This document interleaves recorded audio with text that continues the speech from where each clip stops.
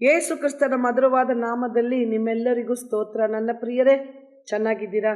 ತುಂಬ ಕಷ್ಟ, ತುಂಬ ಹೋರಾಟನ, ಬೇಕಿಲ್ಲದ ಮಾತುಗಳನ್ನು ಆಡಿ ನಿಮ್ಮನ್ನು ಚುಚ್ಚುತ್ತಾರ? ದುಃಖ ಆಗಿದೆಯಾ? ಅವಮಾನ ಪಡಿಸ್ತಾರ?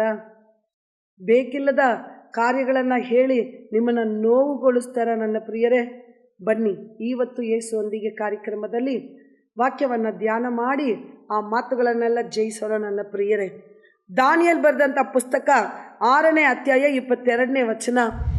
ನನ್ನ ದೇವರು ತನ್ನ ದೂತನನ್ನು ಕಳಿಸಿ ಸಿಂಹಗಳ ಬಾಯಿಗಳನ್ನು ಬಂಧಿಸಿದನು, ಅವುಗಳಿಂದ ನನಗೆ ಯಾವ ಹಾನಿಯೂ ಆಗಲಿಲ್ಲ, ಯಾಕೆಂದರೆ ಆತನ ದೃಷ್ಟಿಗೆ ನಾನು ನಿರ್ಮಲನಾಗಿ ಕಂಡು ಬಂದೆನು, ರಾಜನಾದ ನಿನಗೂ ಯಾವ ದ್ರೋಹವನ್ನು ಮಾಡಲಿಲ್ಲ ಎಂದು ಹೇಳಿದನು.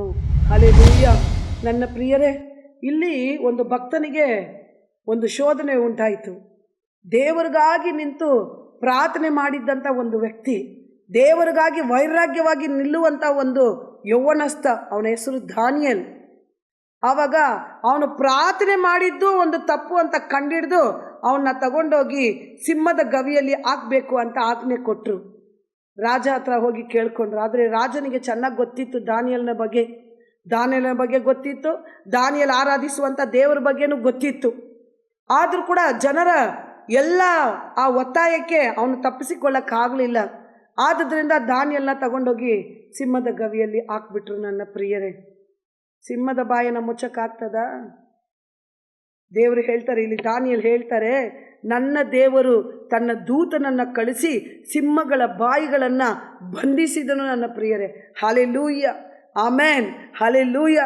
ನೀವು ಕೂಡ ನಿಮ್ಮ ಸುತ್ತಲೂ ಸಿಂಹ ಥರ ಎದ್ದು ನಿಂತ್ಕೊಂಡಿದ್ದಾರೆ. ಇಷ್ಟಕ್ಕೂ ಮಾತಾಡ್ತಾರ ನಿಮ್ಮ ಬಗ್ಗೆ, ನಿಮ್ಮ ಮಕ್ಕಳ ಬಗ್ಗೆ, ಕುಟುಂಬದ ಬಗ್ಗೆ, ನಿಮ್ಮ ಕೆಲಸದ ಮೇಲೆ ನೀವು ಮಾಡಿಲ್ಲದ ತಪ್ಪುಗಳನ್ನೆಲ್ಲ ಹೇಳಿ ನಿಮ್ಮ ಮೇಲೆ ಅಪರಾಧ ಹಾಕಿಟ್ಟಿದ್ದಾರಾ? ದುಃಖದಲ್ಲಿದ್ದೀರಾ? ಅಯ್ಯೋ, ಈ ಮಾತುಗಳು ನನ್ನ ಹೃದಯ ಚುಚ್ಚುತ್ತಾ ಇದೆ ಅಂತ ಕಷ್ಟಪಡ್ತಾ ಇದ್ದೀರಾ? ನನ್ನ ಪ್ರಿಯರೇ, ದಾನಿಯೇಲಗೆ ವಿರುದ್ಧವಾಗಿ ಎದ್ದು ಬಂದಿದ್ದಂಥ ಆ ಸಿಂಹದ ಬಾಯನ್ನು ಬಂಧಿಸಿ ಹಾಕಿದಂಥ ದೇವರು ನಿಮಗೆ ಅವಮಾನವನ್ನು, ದುಃಖವನ್ನು ಕೊಡುವಂಥ ಬಾಯಿಗಳನ್ನೆಲ್ಲ ಮುಚ್ಚಿಸುವರು. ನನ್ನ ಪ್ರಿಯರೇ, ದಾನಿಯೇಲ್ ಅದಕ್ಕೆ ಒಂದು ಉದಾಹರಣೆ ಹೇಳ್ತಾರೆ. ನಾನು ದೇವರ ಮುಂದೆ ನಿರ್ಮಲನಾಗಿ ಕಂಡು ಬಂದಿದ್ದೇನೆ, ನಾನು ಯಾವ ತಪ್ಪು ಮಾಡಲಿಲ್ಲ. ನನ್ನ ಪ್ರಿಯರೇ, ಯಾವ ತಪ್ಪು ಮಾಡ್ದಿರಾ ನಿಮ್ಮ ಮೇಲೆ ಅಪರಾಧ ಹೇಳ್ತಾರ, ನಿಮ್ಮ ಮೇಲೆ ಸುಳ್ಳಾಗಿ ಆಡಿ ನಿಮ್ಮನ್ನು ಅವಮಾನ ಪಡಿಸ್ತಾರ? ಭಯ ಪಡಬೇಡಿ ನನ್ನ ಪ್ರಿಯರೇ.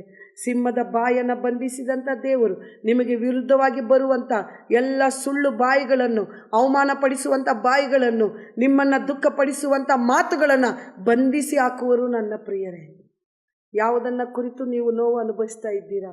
ಒಳ್ಳೆಯದನ್ನೇ ಮಾಡಿ ನನಗೆ ಈ ಥರ ದ್ರೋಹ ಬರ್ತದೆ ಅಂತ ನೆನೆಸ್ತಾ ಇದ್ದೀರಾ?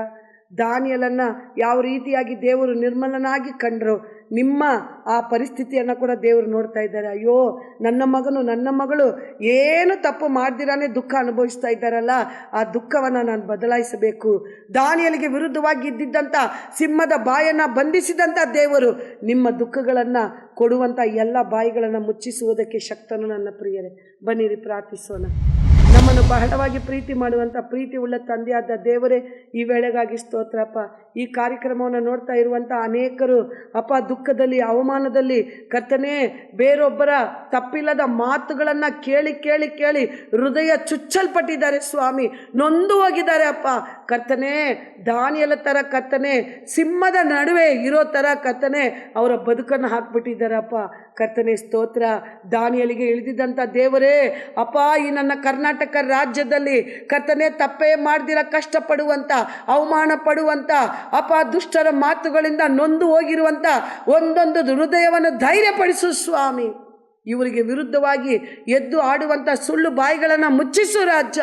ಅವಮಾನದ ಮಾತುಗಳನ್ನು ಆಡಿ ಚುಚ್ಚುವಂಥ ಬಾಯಿಗಳನ್ನು ಯೇಸುವಿನ ನಾಮದಲ್ಲಿ ಮುಚ್ಚಿಸಲ್ಪಡಬೇಕಾಗಿ ಬೇಡ್ಕೊಳ್ತೇನೆ ರಾಜ.